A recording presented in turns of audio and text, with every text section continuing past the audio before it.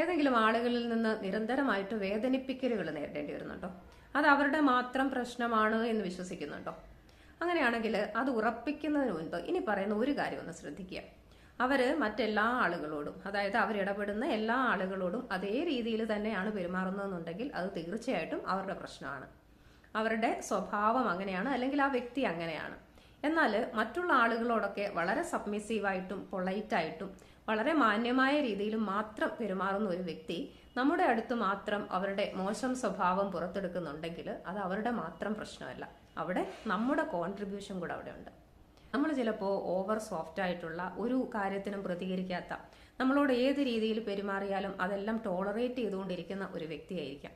അതല്ലെങ്കിൽ ഇപ്പോൾ ഒരു ബന്ധത്തിലെ നമ്മുടെ അടിസ്ഥാന അവകാശങ്ങൾ എന്താണ് എന്നുള്ള നമ്മുടെ അറിവില്ലായ്മയായിരിക്കാം.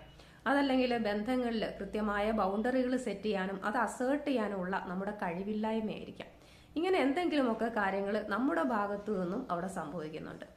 അപ്പോൾ ഈ രണ്ടാമത്തെ കാറ്റഗറി ആണെങ്കിൽ, ഇപ്പോൾ അതായത് മറ്റുള്ളവരോടൊക്കെ വളരെ നല്ല രീതിയിൽ പെരുമാറുന്ന ഒരു വ്യക്തി നമ്മുടെ അടുത്ത് മാത്രം മോശമായിട്ട് പെരുമാറുന്നുണ്ടെങ്കിൽ അവിടെ അവരെ പറഞ്ഞു തിരുത്താനും കാര്യങ്ങൾ പറഞ്ഞു മനസ്സിലാക്കാനും ഒക്കെ ശ്രമിച്ച് സമയം കളയുന്നതിന് പകരം നമ്മൾ ചെയ്യേണ്ടത്, ആ സമയം എന്തിനാണ് നമ്മൾ ഉപയോഗിക്കേണ്ടതെന്ന് വെച്ചാൽ നമ്മളിൽ വർക്ക് ചെയ്യുന്നതിന് വേണ്ടിയിട്ടാണ്.